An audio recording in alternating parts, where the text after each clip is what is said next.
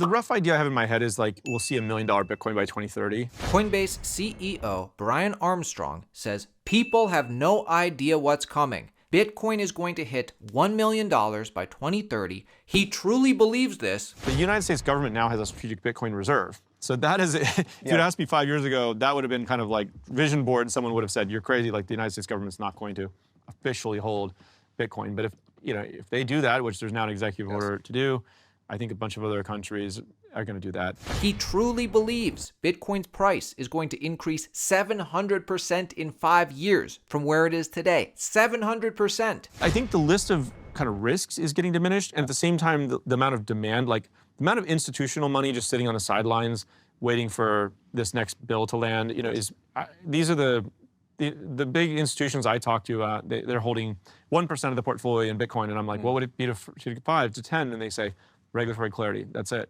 I've never seen Brian Armstrong so confident in a Bitcoin price prediction like this. Brian Armstrong runs the #1 crypto exchange in America, one of the most notable around the world. Coinbase is actively working with governments and major financial institutions all over the world. So listen to him describe how Wall Street, nation states, corporate treasuries, the Clarity Act, he lists every single reason why you need to be bullish on Bitcoin in this clip, including inside information that only he would know. We've seen a lot of interest from sovereigns, right?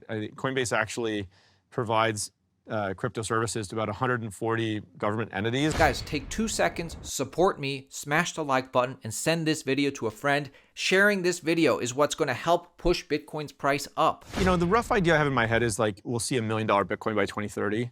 Just to give you a couple of data points, right? It's like we're starting to see regulatory clarity emerge in the United States, which I think is a bellwether for the rest of the G20. You have the Genius Act passed now for stablecoins, but this market structure bill is being debated in the Senate.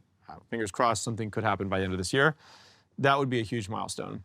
The United States government now has a strategic Bitcoin reserve. So that is, if you'd asked me 5 years ago, that would have been kind of like vision board. Someone would have said, you're crazy, like the United States government's not going to officially hold Bitcoin. But if they do that, which there's now an executive order to do, I think a bunch of other countries are going to do that.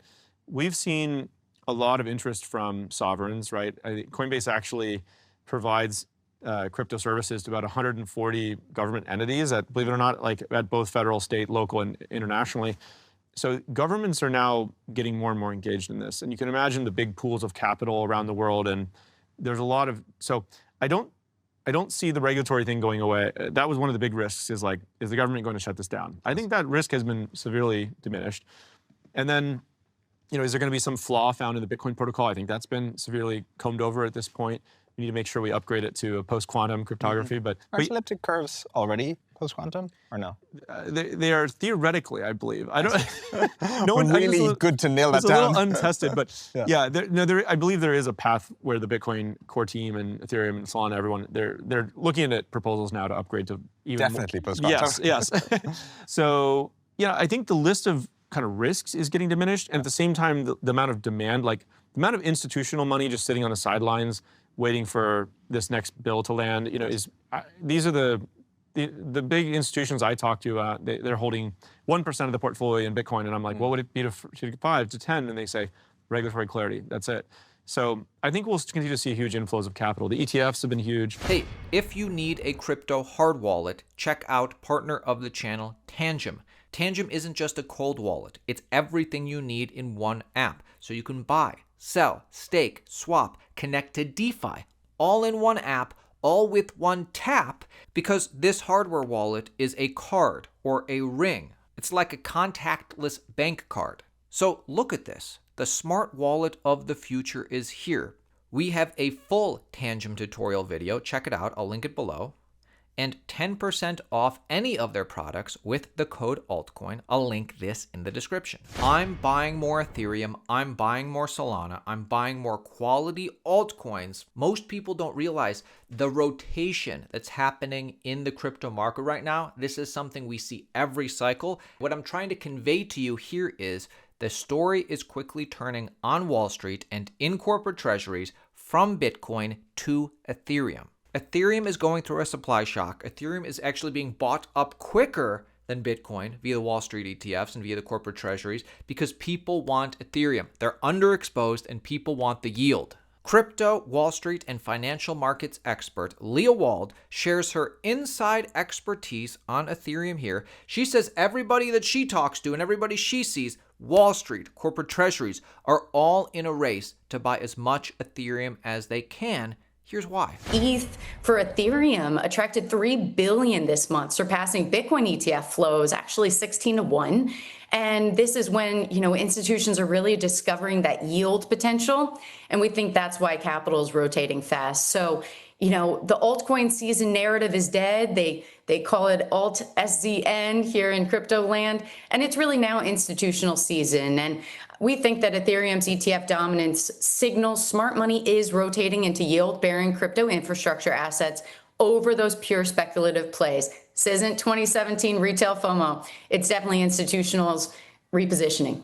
So what is happening with Ethereum right now is very bullish for Solana, very bullish for quality altcoins. Of course, if your token is a crap coin, not every crypto is going to make it. The official Yeezy token just dropped. But if your coin is quality, has solid adoption, a solid narrative, it will pump hard. This is Solana's narrative this cycle, and I think it's a good one. Google is the world's library. Solana could be the world's marketplace, a giant marketplace. What Solana has achieved is, with scale, it reduced prices. Solana fees never increase. We have, I think, the lowest median fee out of any other blockchain, simply because we did the work, the hard engineering work, and scaled the throughput and bandwidth of the system. So our goal is to continue to do that because I think we can do this at a global scale. So like Google is the world's library, Solana could be the world's giant marketplace. And it's a bunch of engineering work to improve performance, reduce latency, all the low-level stuff. Look, guys, Bitcoin is oversold right now. The crypto market is oversold. Sure, it could go down a little bit more, but going into end of the year, I'm hugely bullish. Anthony Pompliano says the same thing. Listen to his advice trading this market here. He says, whatever you do not sell your Bitcoin now. Listen. What do you think the floor is from where we are right now? And what do you think the upside is? What I do know is right now at $112,000, $113,000, it's pretty oversold. And so I would expect that you have two things lining up. You've got kind of the overselling of Bitcoin, and you're headed into kind of September, October, which is usually a pretty good time, especially if it is the year after a halving. But also, if you look at like the VIX seasonality chart, usually right about now, you'll start to see the VIX really start to kind of move upwards, and we get a lot more volatility. And so I just think that it's August. People are on vacation. They're tired. They're, not paying attention, and things kind of just draw down. And starting in September, we should see Bitcoin kind of come back alive again. I've heard from a bunch of people who have actually sold some Bitcoin, moved it into Ethereum. That actually has been one trade for some folks. Make sure you subscribe to our channel. If you're interested in making money in crypto, stay subscribed. We post one video every day, keeping you informed. My name is Aaron. See you tomorrow.